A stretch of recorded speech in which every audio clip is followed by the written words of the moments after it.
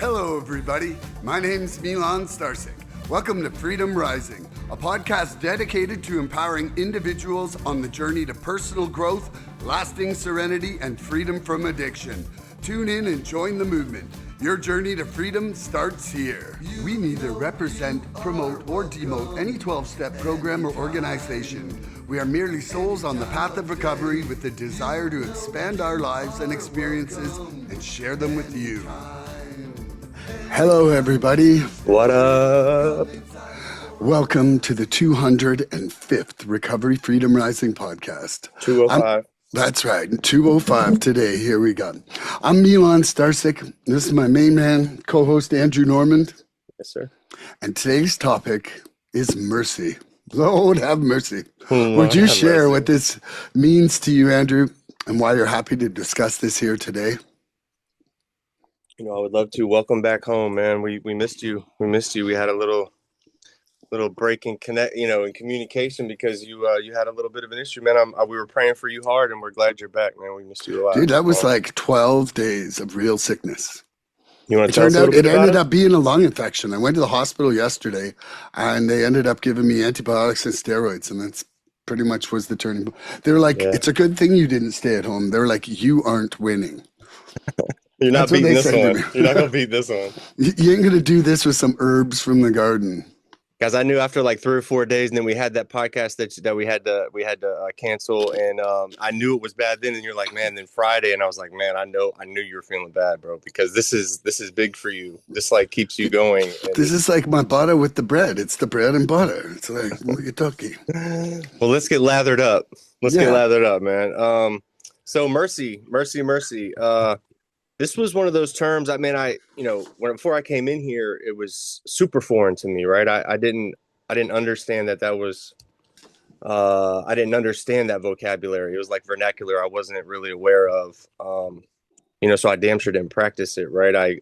I equivalated it with weakness, right? The little bit that I did know about it, I thought when I was being shown mercy, or if I was showing mercy to somebody else, I thought there was some kind of weakness involved. I thought there was a level of softness. I thought it meant being soft. I thought it was one of those things that allowed people to walk all over me in a way. And I thought it made me vulnerable, right? Like anything that's going to make me vulnerable is not, it's not really something I'm adhering to as an addict, right? So I thought it made me vulnerable, that word. So I abandoned it. It was really nothing that ever really stuck with me. Instead, I live by all these other principles, like I've written down, like punishment, the spiritual. Like I was living by principles of punishment, anger, control, right? Self-hatred, a lot of that, a lot of not thinking I was enough. I believe that really anybody that hurt me deserved to be hurt in return. And then when I hurt myself, right, I would just double down on that, right? I would hurt myself. I didn't really understand what that grace and mercy that we talk about, right? And so I would hurt other people without, any really care of doing so, because I was just running on that survival fuel that we run on. And I believe mercy was something that people with moral character had. And I was not one of those people. I was doing a lot of wrong things, and I was doing drugs. I was a drug addict, man. I was a drug addict. That was everything that people don't want to be in my mind. And I didn't really think there was a way out, right? So I didn't believe on the part of me, right? I didn't believe I deserved mercy from anybody. I wasn't willing to give it to myself. I damn sure wasn't going to ask for it from anybody else. And so I would carry this guilt around like a scarlet letter, like an identity, really. Like guilt was my identity, and I lathered it up, right, to get through the situation, whatever it is. But, guilt was my identity, and I carried it like that. And I believed, mercy was something given to good people, and I was not a good person. Well, I didn't feel like a good person. I had this internal dialogue, right? I started thinking about this, like, it would tell me that I messed up, and like, of course you messed up. You messed up last time, you're going to mess up again. I had this internal dialogue of like, I didn't deserve love. I wasn't worthy of it. I didn't deserve forgiveness, which forgiveness is the final form of love. We've talked about that a lot. And I always told myself that I was the problem. I was the failure in the situation. And so to bring it home, like mercy requires self-worth, and addiction just destroyed my self-worth. Right. So I'm not gonna understand what that word is. I'm not gonna be able to give it to myself or anybody else until I get some. And so then it will allow me to give it to others, right? There's a couple of layers to this thing: self-worth, and then being able to to have mercy on ourselves, and then mercy for other people. And then brings it back home to like, it isn't weakness. It's not letting myself off the hook, right? Mercy is something really much deeper than that, right? And I have this written down. Mercy is the act of offering compassion in the very moments that I think I deserve it the least, right? That's what mercy is for me, right? It's the act of choosing healing over punishment, right? It's the act of, grace over judgment, progress over shame, right? That's where we're at with this thing, right? That's a whole different way of living. You talk about mercy, so for most of my life before recovery, mercy was something I wouldn't give myself, and I didn't know how to give to anybody else, but now I do. I do, because I've done a little work on myself, and I've surrounded my people that have taught me what that is. And if you work these steps, work this program that we have in line for you, like you'll understand what this is and be able to give it out and receive it, and give it to yourself, which is the most important thing. We talk about self-love and self-everything, right? Giving mercy to yourself is a big part of this. If you allow it to be, it can be a big like block on that foundational thing that you have, right? Your foundation block. So you can throw it right in there with it. So pass it to you, man. Missed you. We miss you. Love you. I The love you, world brother. missed you. Yeah, I'm glad you're okay. It's funny because I really had an idea what mercy was. I think, like I would say, I could identify a merciless person and I could see when mercy was happening. But I had to look it up today. And I had to look it up because I didn't want to come out and just start throwing around maybes from my part, right? And so what the definition that I saw that I wrote down here was compassion or forgiveness shown towards someone whom it is within one's power to punish or harm. Ooh. And Ooh. Okay. and I think of I like like how many careless words I have been merciless with. You know, like that. I stopped throwing punches a long time ago, but I sure can throw some daggers to the heart about words, Yeah. and and so, going further into looking into mercy, I got kind of really excited about this one because, mercy is love in action when judgment would be easier. The quiet strength that sees the brokenness in others and remembers it in ourselves.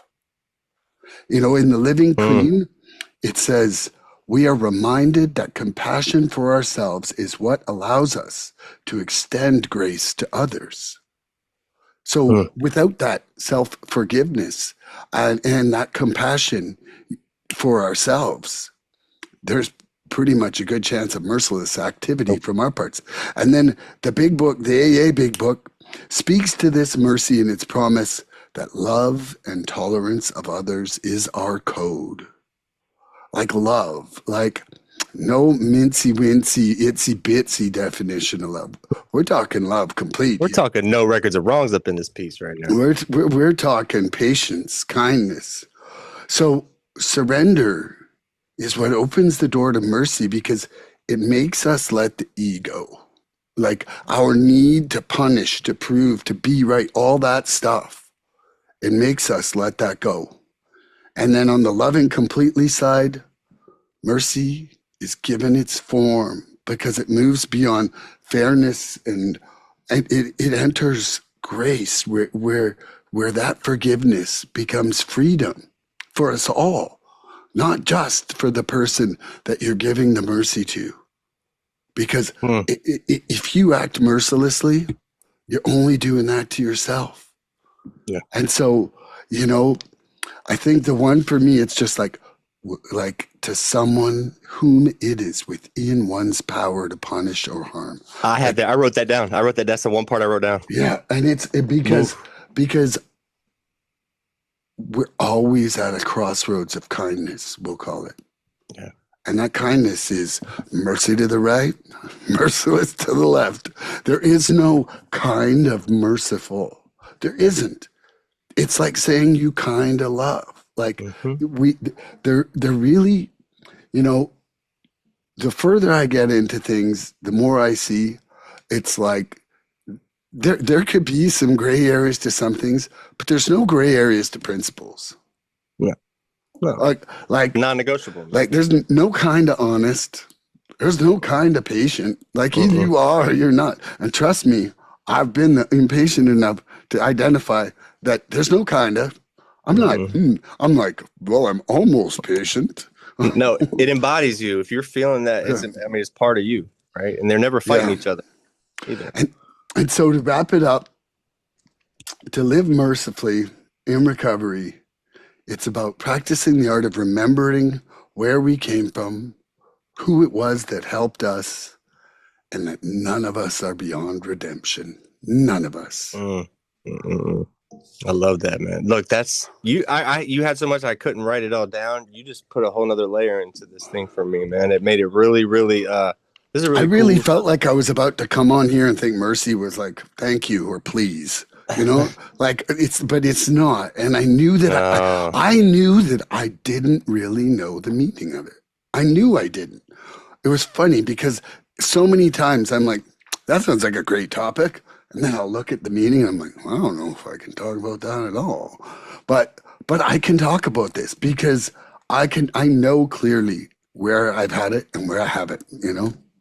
And I think it's really cool. It goes to the power of this, of what we're doing here too with this podcast. Like, I don't think in any other setting would you and I be so hyped up to talk about. But I think you and I have such a really beautiful relationship with each other. And I was thinking about this on the way home.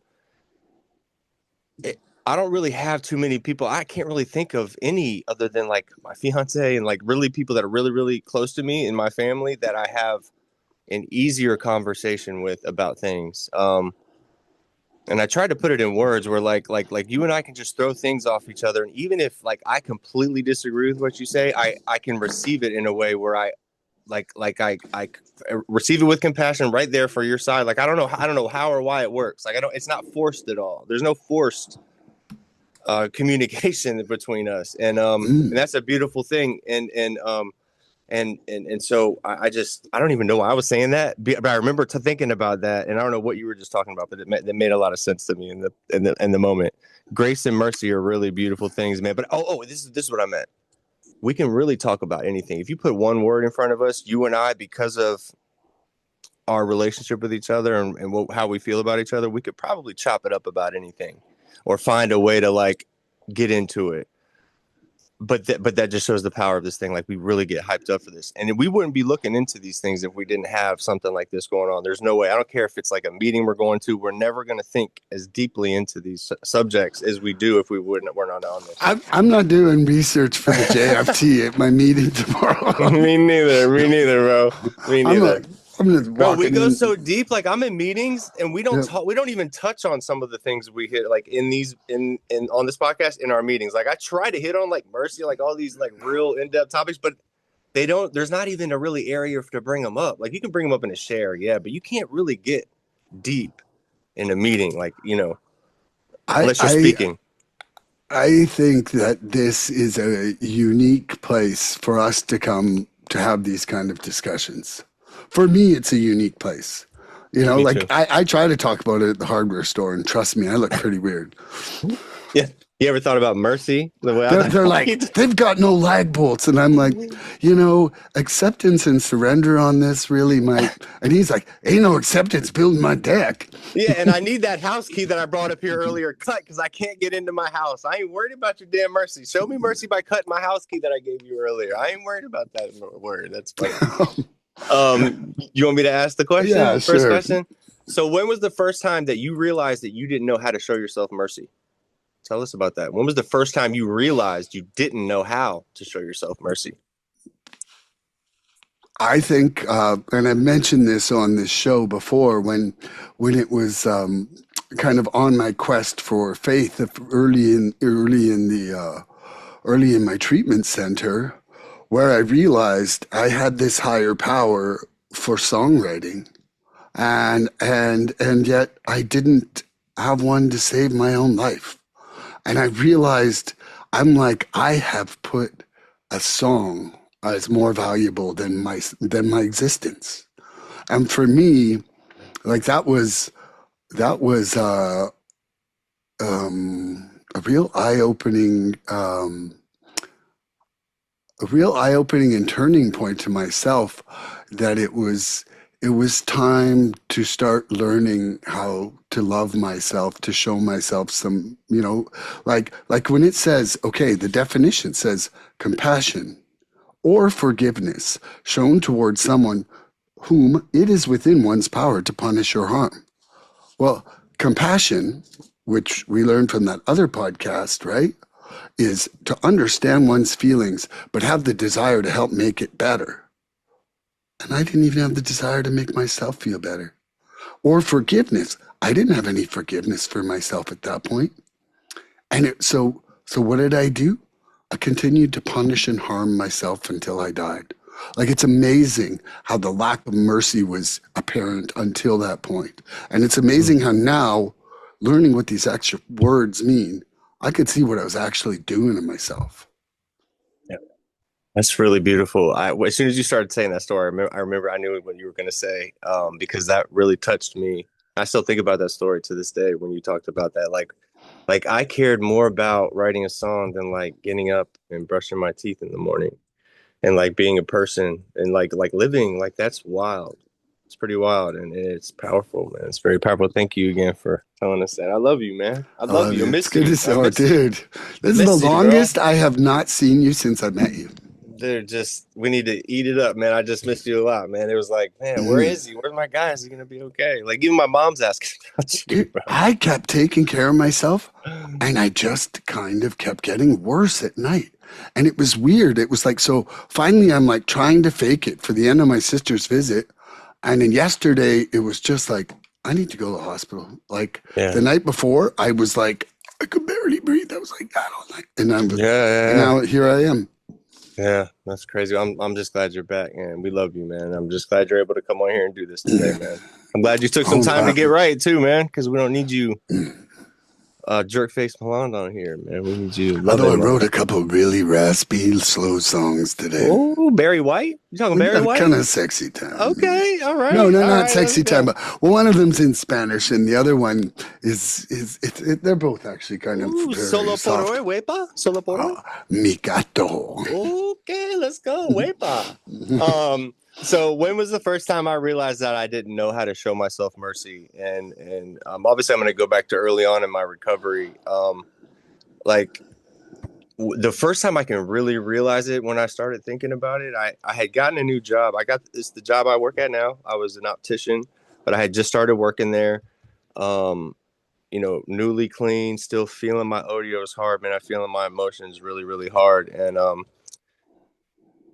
I remember when I was at my job, and it was like my first few months in there, and we all everybody has tasks at their job, right? Like, there's certain tasks that we do, and there's certain things you have to do before you leave. Like with me, we have to secure all of our patients' jobs that we took, pupillary distances, all their stuff. I have to get all my orders in, right? Every order that I took for like glasses or anything that I did to help fix somebody's eyesight, I have to get that in and make sure that it's going through the motions to be corrected, right? And everybody makes simple mistakes. I remember being really hard on myself on all those mistakes, and I remember there was something that was like a kind of serious that I didn't do, um, and it wasn't that big, but it was big to me. And I remember, like, in my mind, I had already left, and I couldn't go back because I hadn't had the key to the building yet. I couldn't go back and do what and fix what I had to, or I would have. And I remember, like, really, I hit myself really bad. I remember sitting out in my car, like, really, really pissed off with myself. And then that internal dialogue started coming in. Like, it didn't just say, like, it's okay, we'll correct it, or like call your manager or whatever and just explain it to them, which is what I ended up doing, and it was all okay. But I remember telling myself, like, you're still a fucking like you're still the same way you used to be. Like you're still fucking up, man. Like you're still like a bad person. Like you still don't know how to act. Like I remember just like really beating myself up about it. And I'm like, I didn't deserve the job that I had. I didn't deserve to like be there. And I kind of wanted to like not leave, but like put myself in a position to like maybe leave. Right. And I just felt like I couldn't do anything right. Like even though I had a really good work environment, people teaching me, I had the lady who I am now in good graces with, but at that point she was in my shit hard, bro. You can only imagine, bro. I'm like almost 4 years into it, and you can imagine at 3 to 4 months in, the heat I was getting from that lady, from all the stories I've told you about that lady. Like she was in my shit hard, right? So that was another layer to it that just really made me come down on myself, because I knew I was going to get the backlash from something that I didn't really understand why it was coming at me the way it was at that point, right? I wasn't able to figure that out then. But I was like sinking into this pit where like I was about to tell them to go fuck themselves, and I was out, like I'm out, and that what good would that have done, right? And I remember just really coming down on me as a person, thinking I wasn't good enough to be in that job. I got the job too early, like I should just go be a drug addict again, kind of thing, And but it wasn't really the mistake that struck me. It was how violently I was treating myself, and I really couldn't get over it, man. I would talk about it in meetings, but like I didn't want to be there, and people really talked me out of leaving that job. I had a few people really close to me at that point that really were like, "Bro, you need to step back, go to work tomorrow, shut your mouth, go to work, and just." It'll pass, right? Like this thing will pass. You've got a great job, and it is a perfect job for me at this point. So after replaying it, like I had to understand. I went to meetings, I talked about it, and I got through it. But I just remember calling my sponsor and him explaining to me that I'm an addict, right? And this is what I do is I get down on myself, and we're gonna have some days that are really really bad, right? But there's no reason to put a drug on it, because putting drugs on anything does not make any situation better, Milan. I still, to this day, have yet to meet anybody that has told me that they put a drug on a situation and made it better. And so, fuck, I had to believe them, man. And I wasn't in those circles anymore, so I couldn't like readily get drugs. It wasn't that I wanted to go use, but like that's where my brain was going, because I was just ready to like tell everybody to go F themselves, man, and go get crawl under my rock again. And that's where I started getting comfortable praying. Like I had a really, really religious first sponsor that I thought was really corny on the praying part of it, but he got me praying. He really got me praying. I'm really comfortable with it now, but I remember really sinking into trying to tap into something bigger than me, and trying to get those answers. So I don't know if that was choppy or a little bit silly, but I think that answers I that think it question. hit the nail on the Yeah, head, it man. was it was a really eye-opening point in my recovery. So it's a good question, and I'm glad you were able to answer it. It was a beautiful answer, and I love you, bro. I love you too. You I got a got one question? you're gonna like right here. Yes. Mercy begins when we realize that justice without compassion only repeats the pain we once suffered. How has mercy softened your view of what others deserve? That's a good one. That's a good one. I can see the humility in other people. I can see the like I can see myself in other people today. That's the thing that I've really been blessed with, and I've noticed lately is whether they're a newcomer or like an OG, I can see my pain when a newcomer comes in and really just puts it out there and can't even hardly talk and is just quiver lipping the whole time trying to finish a share. I can really relate and see their pain, right? It's a lot easier for me to give that mercy and forgiveness and stuff to other people than myself, and that's what I really noticed too. Is it's a lot harder for me to do this for myself. But that's not what we're talking about here. When I lose mercy, I fall back into guilt, and trying to put the guilt on other people a lot, of course myself too. But that's when a lot of those emotional punishments come in for me, is when I do that. When I lose that mercy, there's a hopelessness to it, man. I was thinking about that too. There's a hopelessness attached to it, like and all those are like emotional states as I think about them a lot that were all fueled in my addiction. And that doesn't, it's not recovery emotion. Those are like addiction emotions for me, um, which are scary, scary emotions, man, scary emotions. Cause I used to live in those. We live by like these spiritual principles today. Well, I was living in like all those other things that we don't want to be living by, all that self-hatred and denial and that stuff that we pay the price to be here, you know?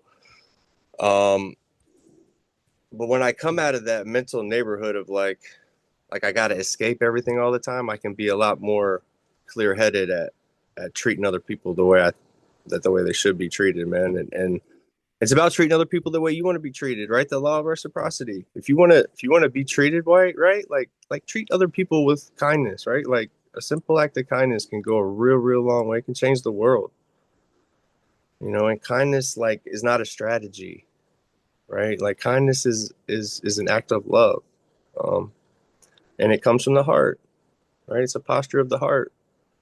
And so I try to lean into that at all times. And when I don't feel that, like when I'm feeling down in those areas, I just surround myself with y'all, like you and the people that really pick me up in those areas.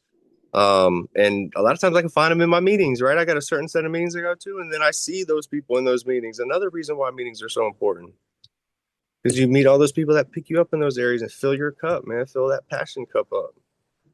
Got to keep it moving here. Got to keep it enthusiastic, and like you aren't going to keep yourself enthused like for the long term. Like you got to have people that are like jiving with the same thing you're doing and change up your perspective, right? Like Milan really changes my perspective on things when we come here and talk about things. It really and it helps. It changes my life. It helps better me. You know, his perspective. I wasn't listening to shit in active addiction. I don't listen to your perspective, anybody's perspective. I don't listen to nothing, bro. Get out of my way. You know, so that was my answer. I love you, bro. I love you too, man. Mercy begins when we realize that justice without compassion only repeats the pain we once suffered. You know, I have been shown so much mercy.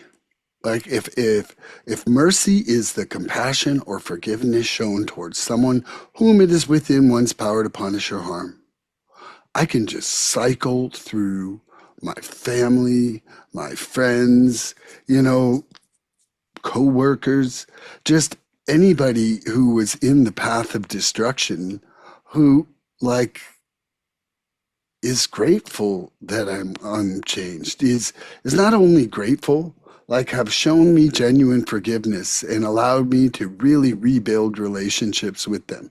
And that absolutely did not happen overnight. You know, like that wasn't something that happened right away, you know, and for some, I'm still really I'm still proving who I am to them. And you know, like man, some trust broken. I don't care if you say you trust me again. Like, there's just some stuff where it's like back of the mind, he's going to do it again. Back, like, and Yeah. you know, like, and I don't blame them. You know, like, Yeah. I've trained them well for that feeling. You know, like, it, really.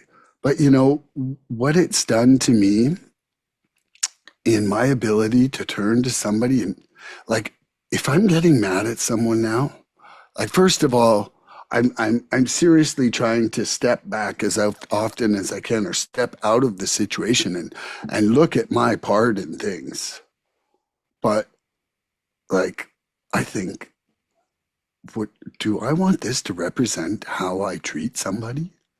Like, I really have to take a deep dive look at that. Like, you know, like softened my view of what others deserve.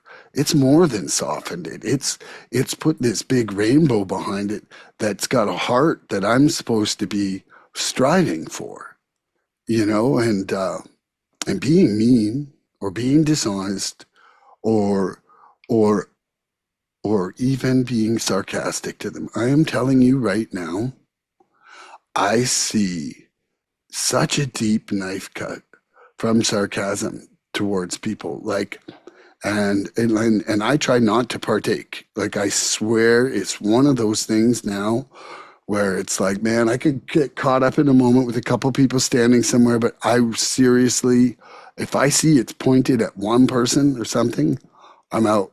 I'm out Yeah. because it's just like, I know what it did to me. I know what it did to me inside. I know what it's still doing to me, that I'm having to put in years of work to start actually feeling some sort of sense of self-value.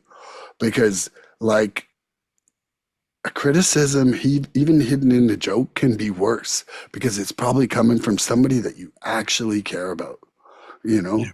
And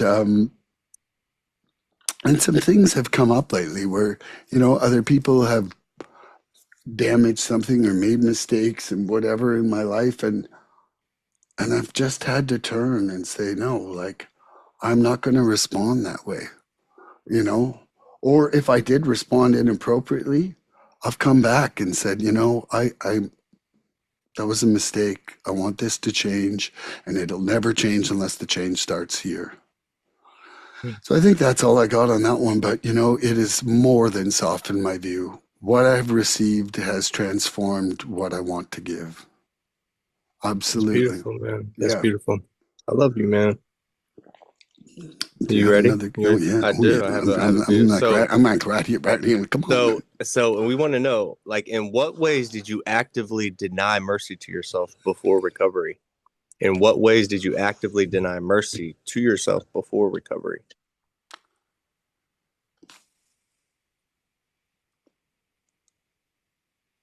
You know, the amount of things that I did that I wasn't proud of built up. Like built up inside myself. And I would easily say that, my treatment of myself, uh, I was not showing forgiveness or compassion towards someone whom it is within one's power to punish or harm.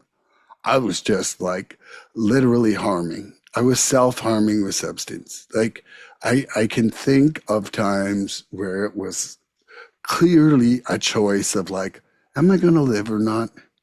And not having like 5/10 of a second of like, I really care about that guy. Yeah. Like, it wasn't at all. And I don't think that there was any forgiveness until recovery. Like there was no forgiveness. So, I mean, I would I would take breaks, but that was really only because I was either in trouble for something or I was completely so exhausted it was ridiculous. And then as soon as I was healthy enough to get back into the ring, I did. I don't think that I showed myself any mercy, really. Yeah, If I take a good look at compassion or forgiveness shown towards someone, I didn't. That wasn't there for me. I would love to say that, oh, it started a couple years before I got straight. I started to care about myself. But it was like it just wasn't happening. Like that's just beautiful. it would be an absolute hypocritical lie to say it was.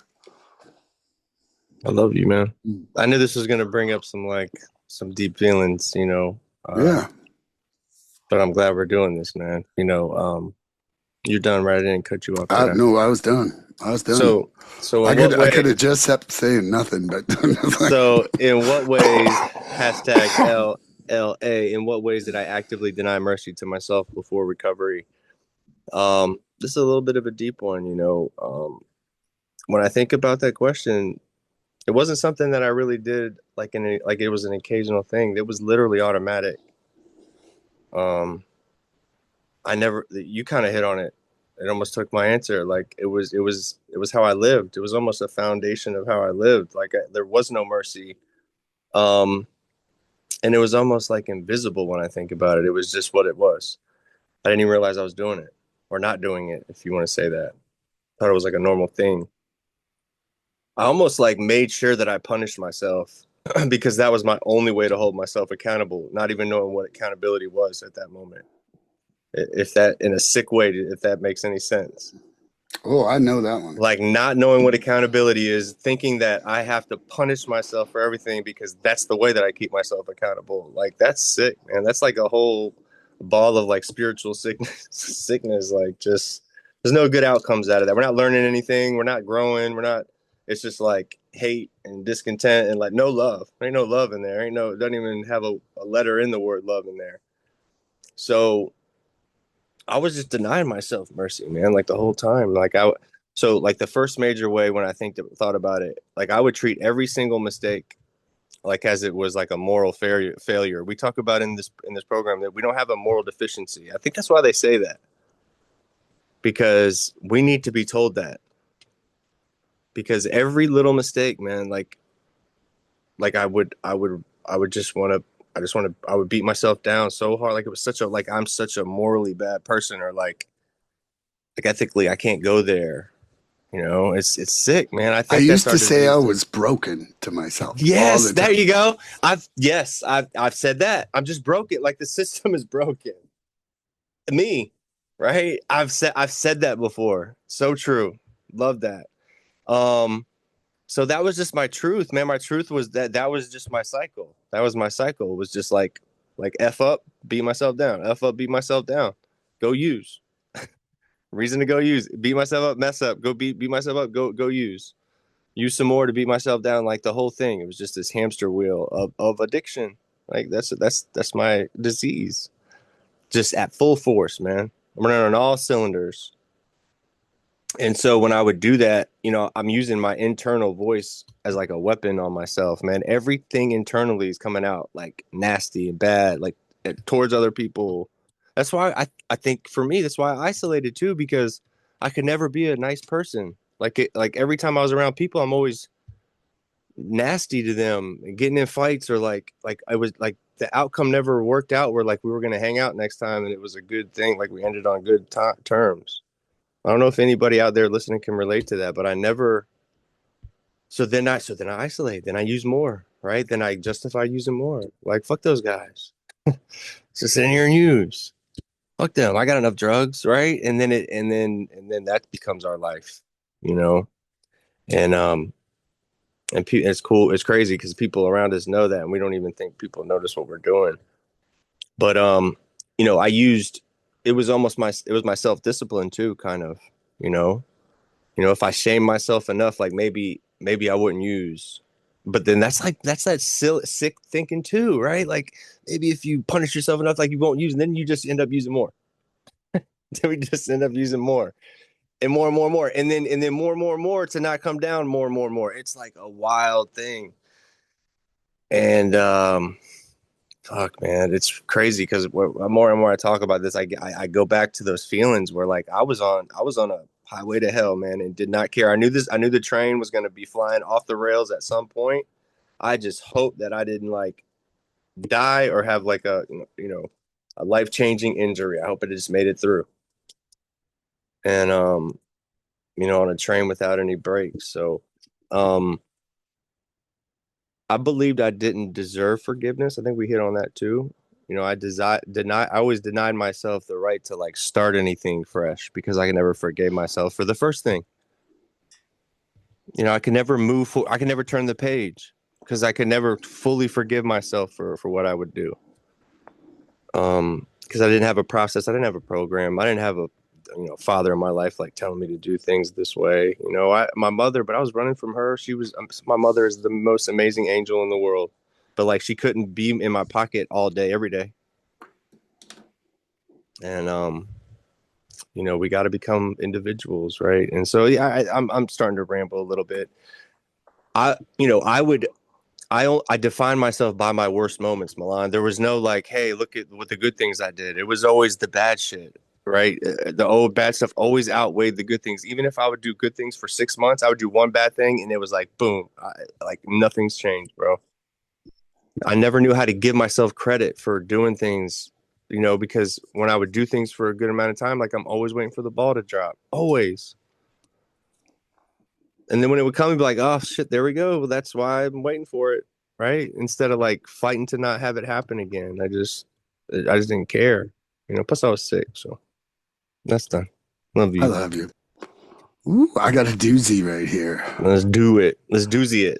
The big book's line, we cease fighting anything or anyone is mercy in motion. How has surrender helped you stop fighting people and start freeing yourself? Wow. Well, when I practice, what was the last part of that question? Just so I have it. How has surrender Surrender. helped you stop fighting people and start freeing yourself? Wow. Surrender puts me at peace with the situation. If I try to surrender at least when I wake up and when I go to sleep, right? 2 times a day when I pray, I'm surrendering, I'm turning it over. But these little mini surrenders that I have when I walk into a situation and I know I can't control it, I almost surrender these outcomes that like before I get them, not knowing what there are going to be. But I know if like something comes across, like there's not, but so much is going to get me off track here, right? There's nothing that can really happen here that can be outside of my control, and I'm going to be okay regardless of the outcome. And if I'm not able to do that, Milan, before I get to that situation, I might think better about going in there. That's where being connected to him is like, I'm going to see those warning signs. Like maybe that situation that I'm getting ready to put myself into, I should not go there if I don't feel comfortable enough to be able to surrender to other people's actions and words and things like that, right? And I don't think about that too much now, but early on in recovery, that's something I really had to like check myself before I went somewhere or did something or signed up for something or made a commitment. If I didn't think I could be able to be okay in that situation and be able to give it up if I had to, then I wouldn't put myself in that situation. And the more and more comfortable I got with surrender, which I'm just really getting comfortable with it now. Looking back at it, I was practicing surrender then. I don't even think I knew it. I think I was kind of putting it in, I had it termed differently there, right? Like I thought it was other things going on, grace, mercy, other things going on. I didn't think there was surrender in that, but surrender can find its way into a lot of these things that we do early, and we don't really know that we are in that surrender process when we're doing it, right? We're in full surrender. But looking back on it, hindsight is 2020. Like I was in full surrender then. I feel like, God had God had me, man. That's why I know God's got me. God's got me through some shit, dude, clean, like situations that were really hairy, clean. And it's because I was in surrender mode, I think. I want to say that's where I was, right? That's what gave me grace to get through it and be able to like stand on the other side with my head held high or learn something from it and keep my head held high. So yeah, that's my answer. Good question. Love Woo, you. I love that. Yeah, so the big book's line, we cease fighting anything or anyone. Now, I believe that's part of the promises, is mercy in motion.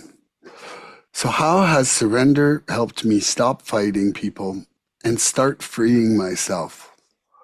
Gosh, like the change in my life and conflict with the Advent practice and much more practice to go of surrender is massive.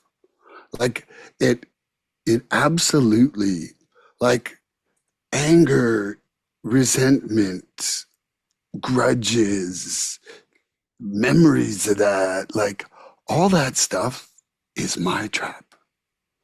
Like, and and to surrender against even trying to, like, one of the things I've been noticing and trying to take a look at, it's like when negative self-talk arrives about someone else, I'm like, why am I doing that? Like, why am I Yeah, doing? yeah, yeah, Why am yeah. I doing that? Why am I doing that? And like, what is this gonna do? Yeah. Like, what is this gonna do? Am I gonna say something hurtful? Am I gonna do something hurtful? Am I gonna withhold love of some kind? Like the it keeps me so much freer to just be like, that's their day, and step away. you know, um, uh, and it came up, with a friend in the program the other week, and I don't even know which week now. I must say I've had some delirious moments, but it was before I got sick, and one of the things that happened was, this person was like trying to get me to do something, and which I didn't have the time or inclination to do. And then I was like, well, you should do that. And then I realized the very second I did that, I was being him who I was hating a second ago. And then I actually called him up the next morning and was like, I should have just told you I was too busy. What you do with your time is no frickin' business of mine. And I'm like, and just so you know, what I do with mine is no frickin' business of That's yours. so funny. And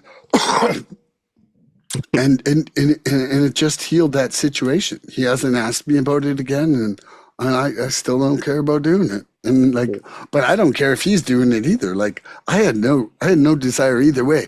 But what I realized in that moment is that if you do something to me that I'm feeling like irritated by, whether it's discontent, anger, whatever level of negative reaction, my instinct is to do it back to you. I did it back to him before I could even formulate the thought. It was like, Yep. the reciprokizer. Like, look at me go. But Uh-huh. but but the beauty of it is that I actually was able to step 10 myself on it, to stop it, and to go back and make amends for it. Like that's where, stop fighting people and start freeing myself. Like, I am the one trapped in my resentment. Andrew's not like, hey, Milan, how's those resentments today? I really was thinking about that one you had for Scott. I've been Like, trying. Been like, trying, but it doesn't like, work. like, it's just not like that. And the only way I'm going to get free of them is by being merciful, by surrendering, And I just think that I don't want to fight anybody or anything. I don't. I really don't. I really want to, and that is encapsulated in that loving completely. I was talking to my wife about loving completely yesterday, and I think I've piqued her interest. So then I printed it out and laminated it and brought it up on Mm, the kitchen table today. And I mm, was like, anytime you want to talk about it, mm, yeah, mm. That's dope. I like that. yeah, Hello, we said hello. We love her.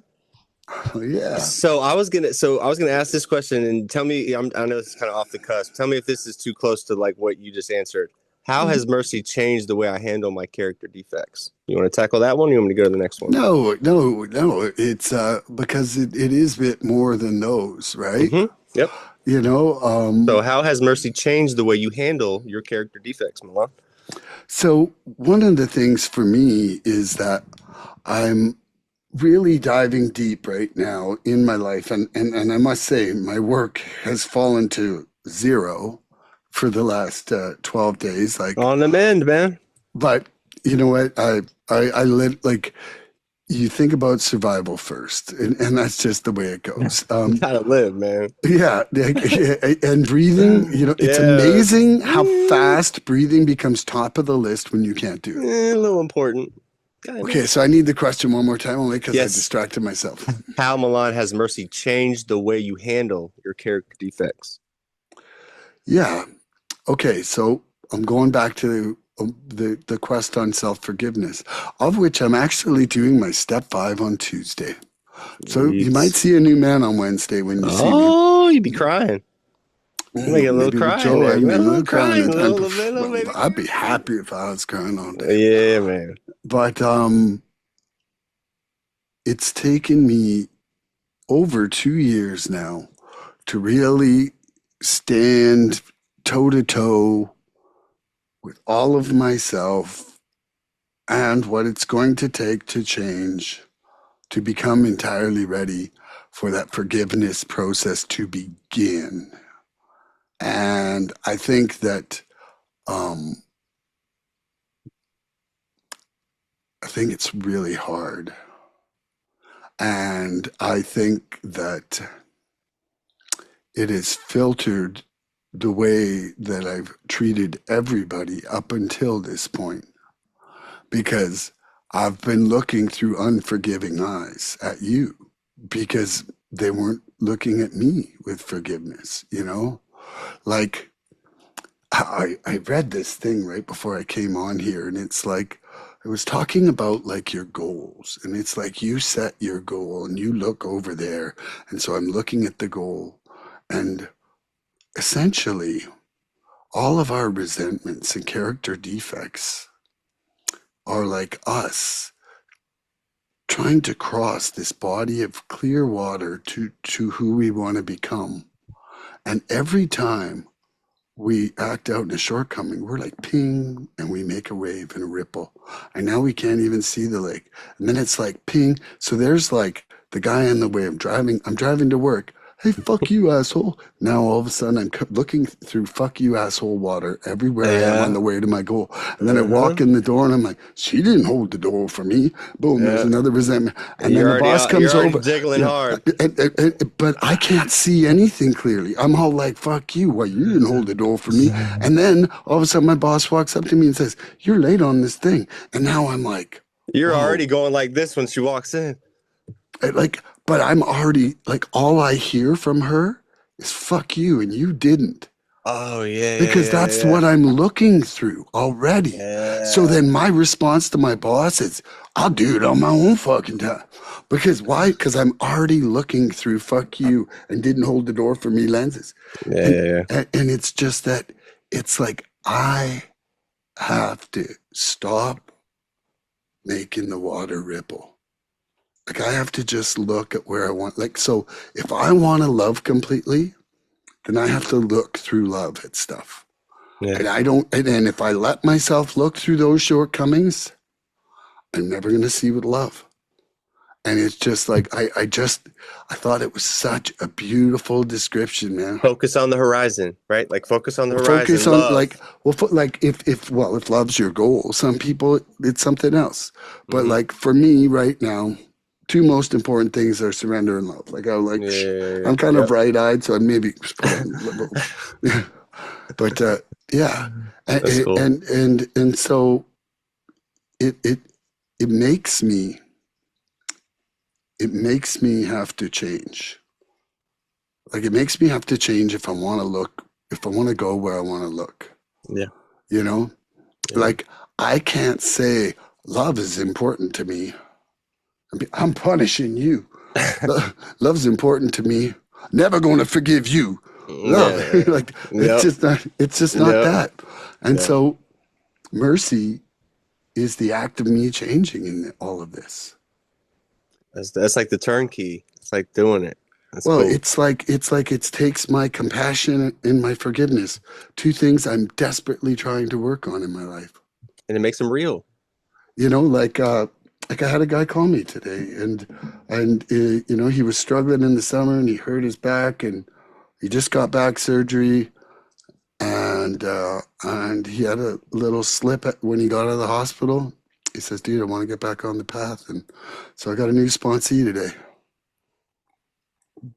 There you go. Congratulations, man. I'm proud of you. That's beautiful. It's a beautiful thing. Just like, I know that's something that's going to help you too. It's just like a beautiful thing. Beautiful. Well, I love this guy. He's got a sweetheart, you know, and have I ever met him in any of the meetings, or somebody, a guy in your area? In my area. Cool. I've only seen him at in-person once, and beautiful, man. And picking him up tomorrow on the way to a meeting tomorrow night. Hey, thank you for your service, young man. That's the highest form of service in this fellowship, man. You're keeping people alive. Thank him for the privilege to help and serve. That too, man. That too. That's beautiful. I made my body tingle. I don't even know what we're talking about anymore. What are we talking about? You got. That's what we do this for. That's what we do this for, man. You got to ask a question. Am I asking it to myself? To me. Okay. So I just asked you the question, and I answered my own. That's right. And so then my question is, I went to the wrong spot on my questions. I'm a dummy. So number 4 is what is the hardest part?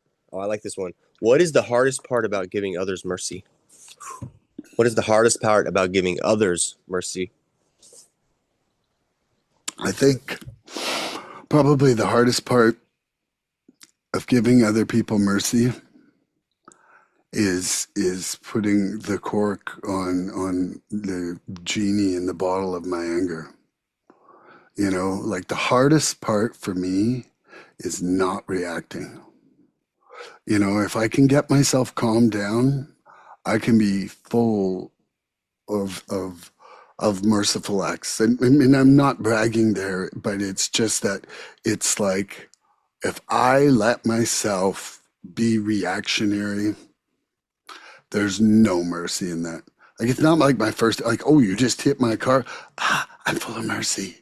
Like, you know, I don't react that way. And you know, I've it's something that it is definitely my hardest thing to deal with is that reactionary thing. And I've done a lot of research and like I played football and I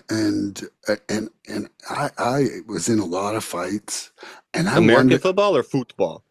no like Canadian football which like Yeah, is America. badass. Yeah, Yeah, badass but football. it's Yeah, just like man, let's I go. wonder if I'm suffering from some kind of head injury because that does make you more anger reactive, you know? Yes, And it's real. and I have seen Silver a lot of times. And so I'm, you know, like and I'm not trying to pass the buck from healing myself, okay? Like I'm seriously someone who tries as hard as I It's can a at real this whole possibility, man. That's real. it's very real possibility. Yeah. Like I mean, I have been knocked unconscious a lot of times, man. That means your brain and your skull Yeah, have come in yeah, contact way too many times. Like it happens, man. yeah. And There's residuals, man. but you know, so my best thing is to find an escape route from a situation so that I can be more merciful. You know, because if I'm angry, you know, like you know, compassion being empathy with the desire to make it better. I generally don't want to make anything better right in that moment of anger. And Yeah, so I have to change my emotional state, you know, yeah, whether and I think that for the most part these days I'm doing a pretty good job of it. Like you know, I'm managing it through rest, exercise, food, through all of the different surrender work that I'm doing and all the other things that I'm learning about my brain. But I'll tell you, it's that, you know, I need the pause.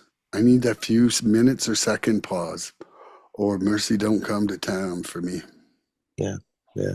That's beautiful, man. I love you. I miss you so much, man.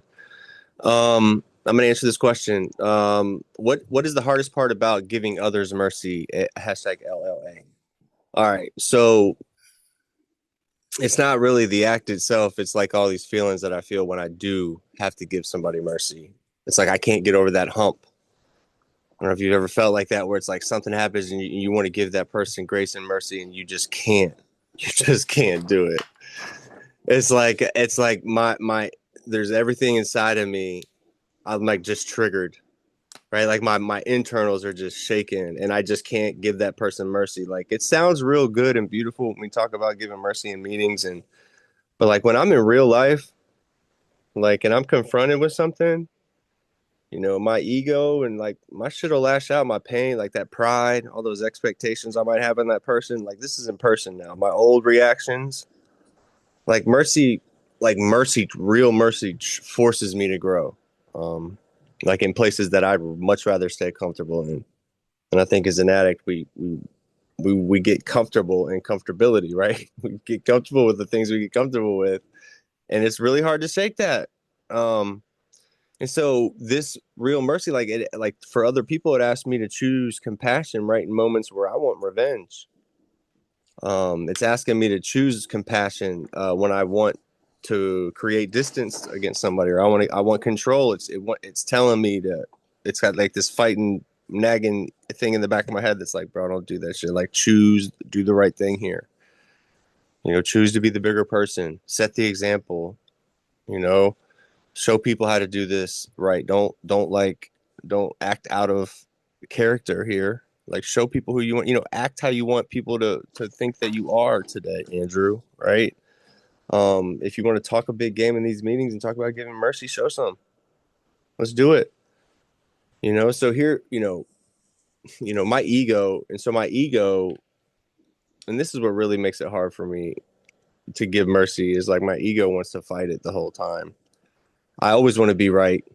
I always want to be right. Even when I'm not. That's the hardest one, dude. That's the hardest one, bro. It's My daughter and I were just talking about that last week. I always want to win, bro. I'm so competitive. I'm the most competitive. Bro, I've talked about you with meetings. I'm like, there's 50 people in this meeting. There's only 35 in this one. We got 4 newcomers, and I am the most competitive person. I'm talking about numbers. I've seen you do that. I'm insane. I will be off kilter if my numbers aren't jiving with how I think the numbers should be jiving. And it could be something so stupid too. I'm still waiting for you to get the guest from Uzbekistan. Oh, we're going to do it. I'm waiting for you to say hello in Uzbekistani. You said, you hold me, I got you. Okay. So, when I always want to feel justified and validated. That kind of rolls into that. I always want to be right. I always want to win. Like, I always want to be justified. I always want to be like, hey, I see what I told you. I told you so. I told you so. I told you so. But when someone hurts me, then my ego comes in, is like, they don't deserve mercy, right? They should apologize first. Let them apologize first, right? They should feel what I felt. All those nasty feelings come in, man. And then a layer of it comes in where, like, if I give that person mercy, A, maybe they won't give me mercy, and B, it's almost like I feel like they got away with something, or I feel like they feel they got over on me in a way.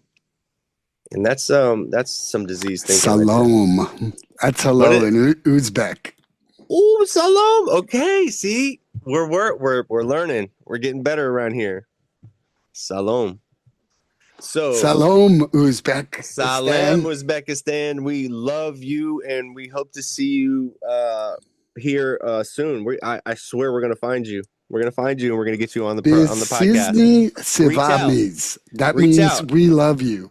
If you are on this podcast right now, please put a comment in the comments, and we will find you. We will get you on this podcast. I promise you. Sevamis. Say that one more time. Biz. Sizni. Sevamis. Biz Sizni. Sevamis. I'll send it to you. Ooh, salam. Love everyone there. So, Mercy, just to wrap it up, Mercy asked me to put my ego aside even when it's screaming out loud, like, nah, don't do that. And putting my ego aside never comes naturally, man. It's never going to come naturally, but if I live spiritually, biz zizni savamis. Savami. Sizni.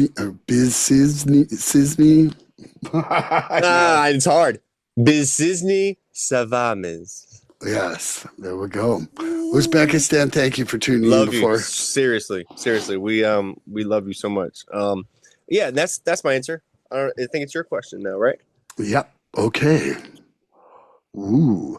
Living Clean teaches that understanding replaces judgment when love becomes our lens. When was the last time love helped you see someone's pain instead of their behavior? Wow. So, ask that last part again. When was the last time love helped you see someone's pain instead of their behavior? Bro, I see this. Love takes over all the time, and I see this a lot in meetings, specifically in like my home group. We've got a couple people who, I'm gonna tread real light when I talk about this. First off, there's just let's say there's not a lot of recovery. and they almost weaponize the literature as a way to really bring down meetings and things like that from time to time. And on top of that, they will use the timer as their bitch. To say that they Okay. use the timer as their bitch, right? Like the timer will come in and they'll see it and they'll even say, I recognize the time, and the time will go through, and then we'll even throw, so there'll be a minute over, and then we'll throw, hey, your time's up. They'll roll through that, and then we'll even leave the timers up and until they acknowledge it. And I've had to really bring love into those situations. I shouldn't have gone so detailed on the exact situation, but like there's been people in our meetings that just that really don't show a lot of love. But look, I love those people more. I actually pray for those people specifically by name twice a day. I have been for at least a year and a half to 2 years. So I am showing them unconditional love by praying for them. Um, but again, I just feel like there's no place for certain actions that happen and then certain things that are said afterwards. It's just really just really brings the overall feel of the meetings down. That was the first thing that came to my mind, Milan, because it happens a lot with a few Mhm. people. There's like two or three people, but again, it's just some of us are sicker than others. It doesn't bother me, but so much. But it's Cadillac problems, man. Leaves in the pool problems for me today, man. I love you. Leaves in the pool problems. He's coming Liv- soon. I heard he's coming soon. I heard Living clean, teaching. Oh yes, what is it? December it's 12th, 10th? I think. I think he 10th? said 12. Anyway, it's in the calendar correctly. Not this Wednesday, but the one after. There will Can't be wait. Tom Smith with Andrew and Milan. The boys are back in town. Living clean teaches that understanding replaces judgment when love becomes our lens. When was the last time love helped me see someone's pain instead of their behavior? You know, uh, I'm going through it with a lot of the older family members around, right? And there's some real, man, I'll tell you, the end of life is not graceful. End of life is not graceful. And when people start losing their perceptions and their abilities to a drastic state, it doesn't generally make them nicer or less full of the fear or, and really for me, it has been love that I've had to use as my lens when I can see how scared and unhappy some of my very own family members are inside their bodies now. And like I honestly it's not a happy place when you go from this proud, strong, amazingly smart person to someone just barely functioning, right? And Sorry, bro. I had someone in the family just make a real bad thing that kind of caused a bunch of damage, and I saw that they were scared and not feeling good the other day, and so I went and took them a card actually. I just expressed love and because I like it, not nobody could be beating them up more Yeah. than they were themselves, and Yep. Yep. and I really just hope someone has compassion for me for when I'm old. Yeah. That's Yeah. beautiful, man. Mm. I love you, man. I love you too. Thank you for saying that. Was that your answer? Yeah. Yep. All right, cool. So, I want to say, I love you, man. I love you, and I miss you, and I Love needed you too. this today. I needed this today. So, Me what is too. an example? What is an example of a time where mercy saved a relationship in your life? Can you tell us a little bit about something like that? An Oh example where man. mercy saved a relationship you had? Well, quite frankly, my marriage. Yeah. Quite frankly, my marriage. The compassion and forgiveness that were shown towards me when it was easily within Michelle's power to walk away, to leave me, to punish me, to whatever, you know, it it taught me a lot about forgiveness. It taught me that, you know, it taught me about starting to forgive myself. Like if she could forgive me, I certainly feel like I wronged her much more than I wronged myself at different Yeah. points. And and that was mercy. Looking at this definition, absolutely was mercy on her part, you know. And Yeah. and and and you know, and another example for sure is just how things have been changing with my daughter, and just basically trying to trying to excuse me, treat her with more compassion and forgiveness when I could be angry or disgruntled for things she's done, because she's also been living through her own struggles. I mean, you know, what 22-year-old is, you know, not dealing with their own crazy emotional roller coaster, dealing with cancer for a year and a half, right? Like, you know, like how can that not be causing stress and a different reaction out of her, that, you know, like that it's like I better be showing frickin' mercy at this time, man. Like Mm. 100%. And I think that, you know, like out of everybody in the world, I am the nice, safe place that she's got to come home to. And if I'm not being, you know, compassionate or forgiving about things and expressing all the love I can towards her, she's never going to heal, man. Yeah. You Yeah. know? That's beautiful, man. That's beautiful. Yeah. That's really cool. You ready for me to answer it? Hmm. There was a time when mercy has changed, a relationship that I've had, and I like the first one that really pops into my mind is my relationship with God, bro. My relationship Hmm. with the God as I understand Him, right? I talk about it before I came in here. I had a God of my misunderstanding, um, because I was running from Him. It was an active, a conscious separation from Him, right? I was consciously separated from Him.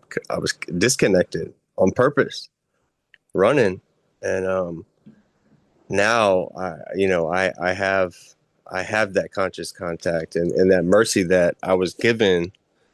Um, that's the only way I'm able to have a relationship with Him today. And right there, like it makes me want to cry because as I think about it, like grace word, grace and mercy, the grace and mercy that I was shown just to be able to be on the doorstep of these meetings and be able to provide a better life for myself going forward and not be who I was, is an act of God itself, right? Like for me, and because I didn't trust Him, I didn't do anything to receive this gift of desperation, right? That we get, that mercy we're shown, like to be able to be in a position to like be handed this fellowship and like friends and like fellowship and love and like I've not paid a dollar to earn what I've earned in these meetings, man. Like yeah, if you give to the seventh tradition, that's money that we get, bro. It's what we do if we can do it, right? But there's other ways to be, being of service and running meetings. Like there's other ways. You don't just come in and give money, right? Like we didn't ask for this. You mean I didn't buy my redemption? No, man. Like this is like this is an act of God itself to be able to be here right now without wanting to use drugs, bro. That's all I wanted to do was use drugs, right? So the act of mercy that I was given to be able to be in this meeting. So God sat me in these rooms and went, "Listen up, young man. I'm talking here. We need to learn who we are. Like I need you to learn who I am, and we need to talk all the time."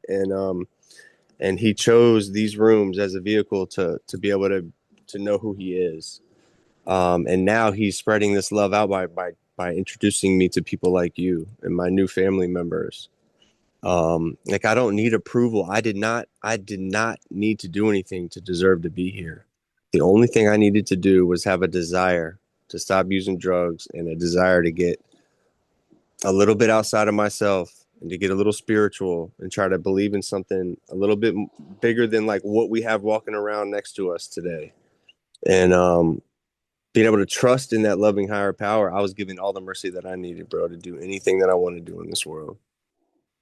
Like, it's like that my life.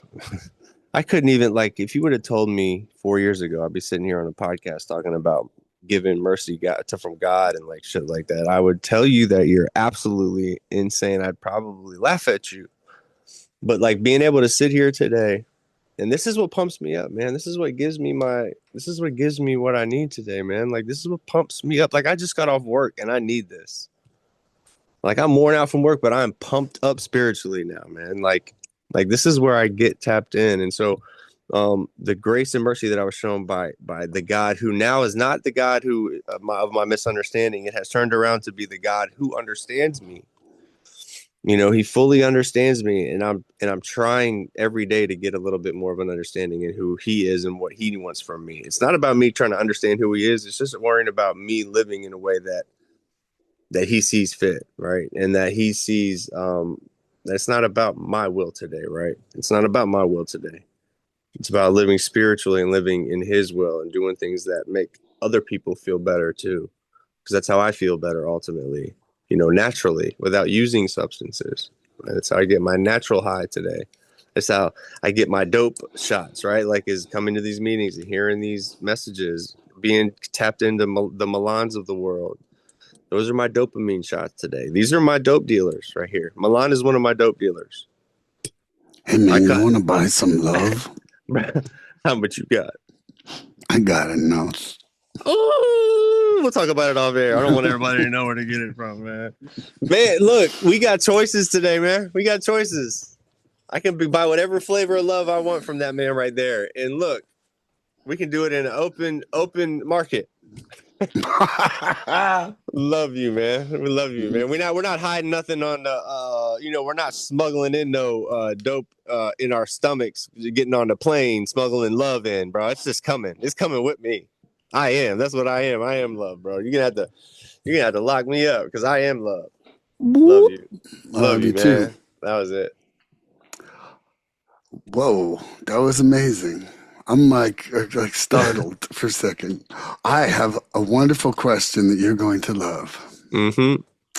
Loving completely means extending grace without keeping score. Keep no record of wrongs. Because mercy keeps no ledger. How do you practice letting go of the need for repayment or apology? Bro, I live so I have this right now. Like, unconditional love cannot exist without mercy. Do you agree? Yes. And then also, love without mercy is conditional. It's controlling and downright. What is it? It's not loving completely. It's not loving completely, right? Like, you actually took the completely off the word love. And then I think that I think mercy is love's foundation. In a way, I think it has a big part to do with the foundation of how love gets started is mercy. I think on Wednesday we should do loving completely, and I want to tell you why. Because I feel that since the last time we've had a full talk about it, I think we both just changed so much. I think we should do that Wednesday. Let's do it. I'm down with that. So yeah, I never, and then on to the love thing, like the forgiveness piece, like forgiving. So the forgiveness is to set a prisoner free, only to know that prisoner is you. And is the final form of love, right? So we have mercy, foundation, right? Foundational for love. And then we have forgiveness on the back end, kind of bringing that love it's kind of sandwiches love together. Mercy and forgiveness sandwich that love all together in a tight little present for Christmas. That little Christmas present, little picnic basket. I don't even know why I said that. I love you guys, man. I'm good. That was my answer. Quick and easy on that one. You're muted. Yeah. Okay. How loving completely means extending grace without keeping score, because mercy keeps no ledger. Okay, so how do I practice letting go of the need for repayment or apology? You know, this is one where the further I get into this, the less I need from you in order for me to be content or happy. Like Hmm. I really see, like if I'm angry and something's going on, I honestly might not like your actions. I'm going to say, like I could be totally choked at you, but I now know, like I can't unknow that it's me causing all that pain. Yeah. Like you're you're saying sorry is like asking you to do my step work.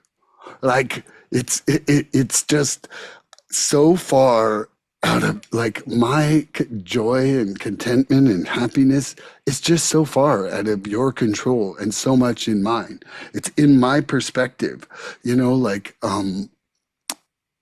in terms, okay, like repayment, that's the record of wrongs right there, right? Like, Mhm. like there are some people who owe me some substantial amounts of money. And I call it dodging a bullet. I'm like, if that's what keeps that person out of my life forever, because nobody owes you money, comes knocking on your door. That's Sure, true. That's true. surest way to clear the house of enemies, hand them all $20 and say, you'll pay me back tomorrow. And they're That's like, come. I always remember that when you say that too. That's so funny. That's so true. It is 100% true, man. Every single person who's owed me money is like the invisible man or woman. That's And so I've lent to both. So I'm not being sexist. I'm saying both run funny. away when they owe you money. But, like I am generally like, I'm finding that it's me all the time. Okay. Like it's my disgruntled thing. It's my expectation of you. And I Yeah. got to look at like, I got to look at like, do I want to walk around with this? Do I want to walk around with this because I want some other action out of them? Like, Yeah. like needing the repayment or the apology is like putting an expectation on a new resentment. Like it's Hmm. like planting seeds for new resentments. If Hmm. then I will, I should, you deserve, blah, blah, blah, all Hmm. that stuff. It's like do the hokey pokey and like make myself crazy. Like Setting yourself up. that's what it's all about, man. Mm, And so mm. the thing is I'm trying to let go of stuff. And the only person who can let go of that rope is me for me. And I am just so firmly planted in trying to be the master of my own serenity, Mm. you know, me, my higher power, and the bears. In the Okay. bed. Man, you had to come on. You had to sneak that one I in. threw that one out there just because you were almost about That to was be, not in the pre-meeting, man. That was not in the pre-meeting, bro. you were like that close to bear loving. No, you You tricked were me, like do man. do do. You Yes, tricked me. you You were all tricked like me. with my bro with my bears. Mom, Be on he's stalking bears messing with again. me. He's talking with bears again. I want some beef jerky. You Oh ready for one yeah, more question, or what are we doing?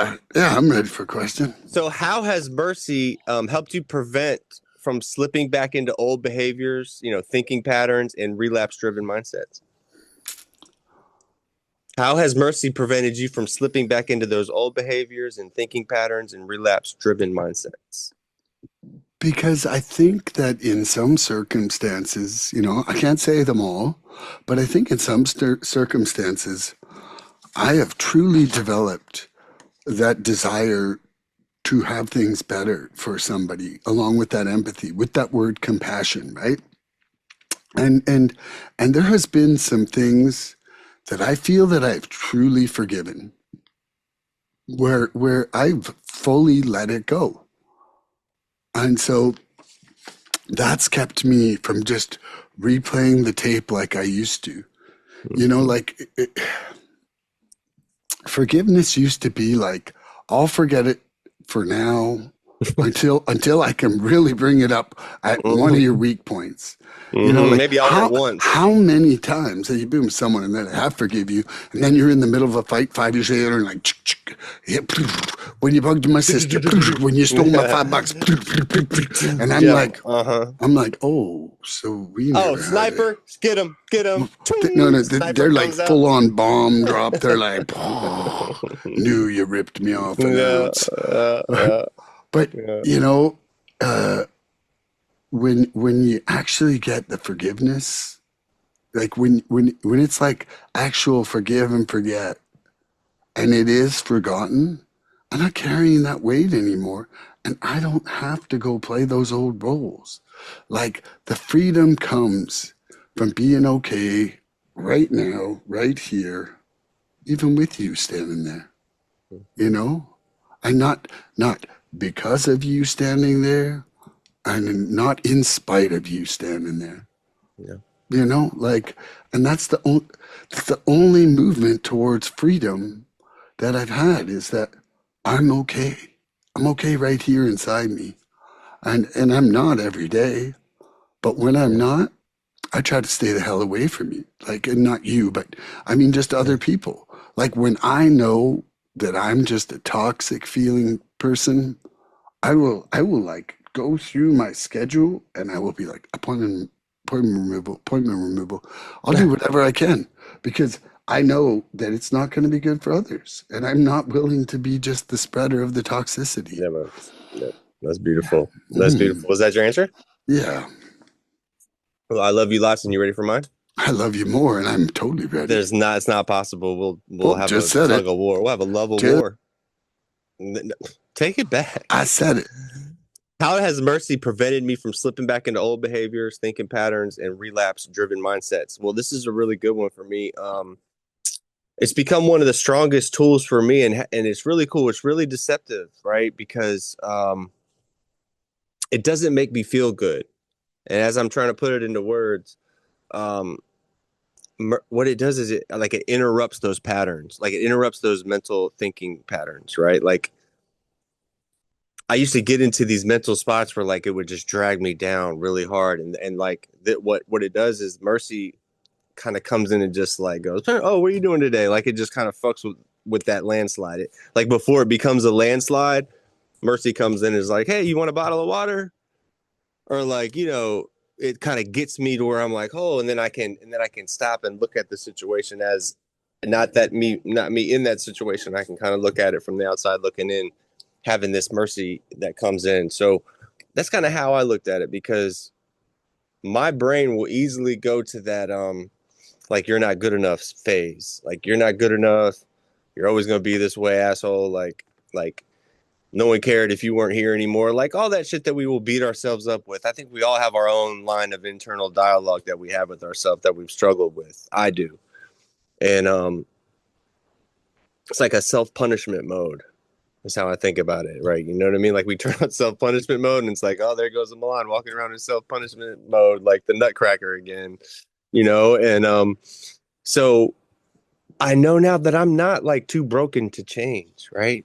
Like like like I'm not like an old dog can't learn new tricks. Like I can live differently today if I act and I compose myself differently, and I get a little more spiritual and I start praying and talking to God and living differently. Like these things change. It's not just something that like we can't have for ourselves. And so when I think about it, like the real relapses don't start like with like my actions, they start with my thinking. Like relapse starts way before the drugs, man. You know that relapse starts way before the actual picking up of that substance. There's a whole mental relapse that happens way before you even get to where like you're in a position to use that substance.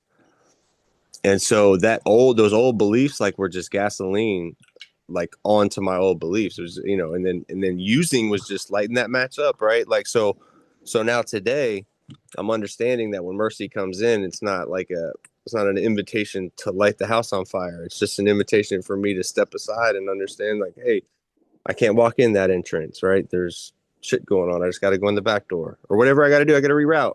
It just gets me off that track of like, here comes the landslide, man. We're we're all going to die today, you know? So, mercy just interrupts that spiral for me. And it gets me out of that like perfectionism mindset that I think a lot of us can get set into, where like everything has to be perfect. It gets me out of that. Because that's a really dangerous place for me, man. I can get really sick clean in that mindset. So that's my answer. I love that. I love you, man. Where are we at too? Time? On time? We're at 6:04. I gotta get out of here soon. Okay. Start my meeting. Okay, so we'll leave it there, man. You want to do that? I'm fine. My throat's starting to cough, so I'm okay. We got an hour and a half in there, don't we? Hey, man, we got an hour and a half in there, don't we? That's all. Even if we had 126, I'd be okay with it. That's because right. I'm showing myself a little mercy. I love you, man. I'm so glad to see you back, man.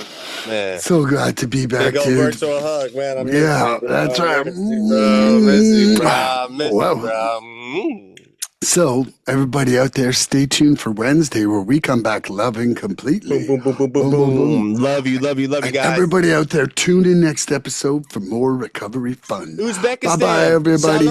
Salam. No. What it was the Biz Sivni Salam. Please help us help others. If you like what you've seen here today, please subscribe and share this podcast and help us get to 100 followers.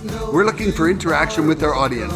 So please email recoveryfreedomrising@gmail.com or contact Milan South Okanagan Starcic on Facebook with questions, topic suggestions, or just comments. We'd love to hear from you.